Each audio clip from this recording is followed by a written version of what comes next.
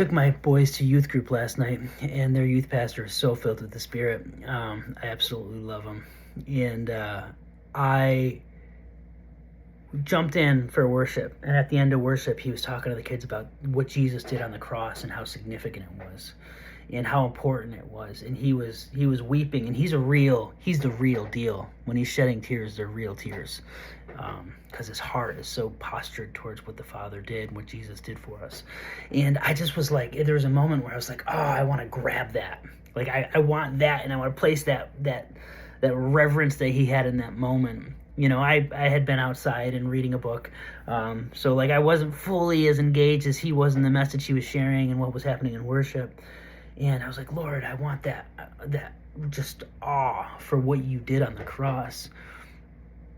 And in that moment, the Holy Spirit gave me a perspective, and he was like, maybe you can't right now identify with the sacrifice, because like it's so hard to comprehend the sacrifice of living this life and giving himself on a cross.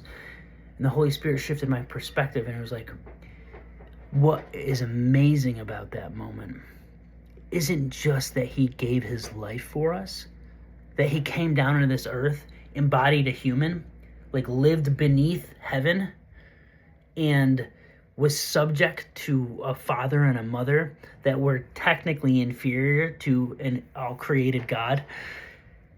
He lived in that world. Then he was tortured wrongfully, nailed to a cross. The most insane part is he endured. He had all of the power. He had all of the power in that moment when he was pierced on the cross with his nails in his feet, nails in his wrists or hands, however you want to interpret it. And he didn't say enough. He didn't say, enough, Father. He said, forgive them, Father. They know not what they do.